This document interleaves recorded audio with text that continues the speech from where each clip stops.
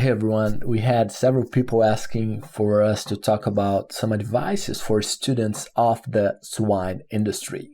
So the first thing I'd say is to not live your life on autopilot, Do not live a mediocre life. By that I mean be very intentional about the things that you want to accomplish in your career, in your professional career, in your personal life. You also want to figure out what you want to be doing 10 years. I know sometimes it's hard, but you need to sit down and figure out, and that plan might change, but at least you need a plan.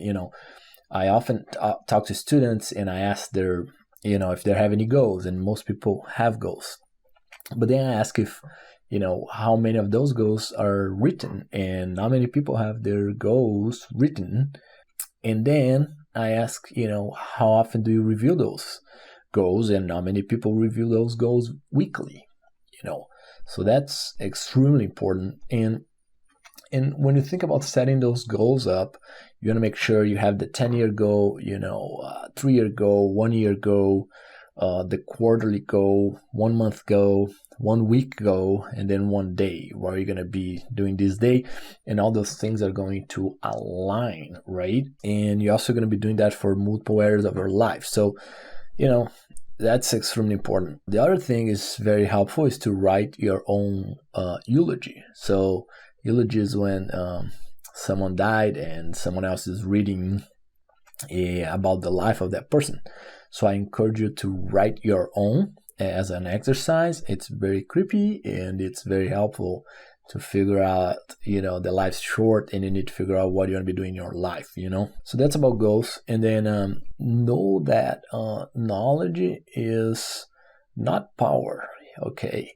Implementation is. So get really good at execution, There something we talk within our businesses, and it's called massive imperfect action, and also progress, not perfection. And finally, done is better than perfect. So 3 sentences that say the same thing, and you want to make sure you have a lot of action. Okay, you're going to make mistakes, and that's fine. As we get into the more technical side of things, make sure you learn economics and decision making. Also think about what causes the biggest impact for pig producers.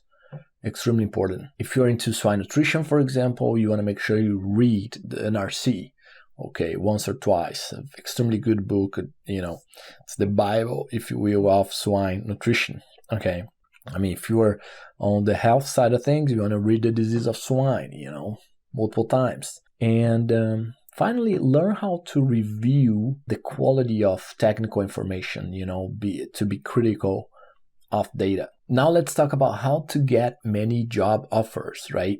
And you probably know you want to network, you want to reach out to people, in conferences, email, LinkedIn. Don't be shy to reach out to people on email or LinkedIn, or just introduce yourself in a conference, for example, okay? And also, you want to maximize that opportunity, you don't necessarily need to have the best grades, let's say, in school. You want to have good grades, but you don't necessarily need to maximize for that.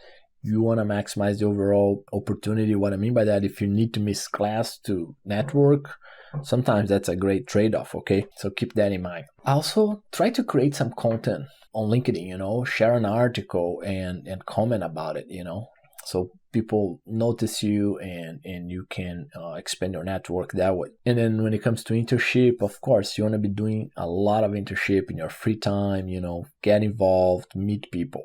Another one is, when to say yes and when to say no. And I think for me it was, you want to say yes as the standard answer until you say are 35 years old.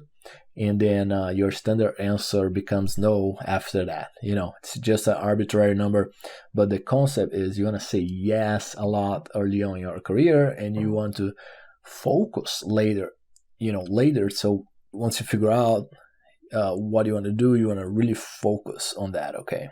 Also, you really want to be asking a lot of questions, sometimes you might be on a presentation or something and you're very shy, you don't ask questions, or you're you are doing internship and ask questions, you want to make sure you are asking a lot of questions. One, you're going to learn to, I remember reading one day, if you want to be an interesting person, be interested, right? Be interested in the world, in things, Another one is to identify some mentors early on in your career. They can guide you, they can be, a resource to you, and you want to make sure you find great mentors. And then finally is something that you already know, you have to love it, right? Because if you don't love it, it gets pretty hard. It's very hard. Your professional life is very hard. So you want to make sure you love it. Now let's talk a little bit about accepting a job offer and what to look for. Okay. There's a concept of an endo job and an exo job. Okay. Endo job is say if you work in a production system, that's what we call an endo job. You might be doing great work, but not many people might know about it. Exo job, you'd be touching a lot of different production systems, and if you do a great work, many people might know about it. Definitely early on in a career, you want to work on a production system to learn about pig production. And then later on, you might work in an exo job. So, it's really a fine line, and it changes by personality, what you like, what you want.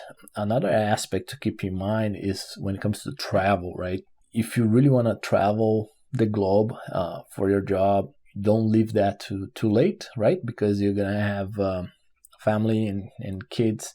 So that'll be tough on you. So make sure you also keep that in mind. So you might work on a production system very early, and then after that, still early, you travel the globe if you want to do that.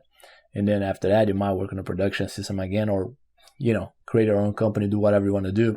But overall, you want to make sure you're adding value, right, for the industry. When it comes to salary, it's always easier to negotiate the salary at the start, right?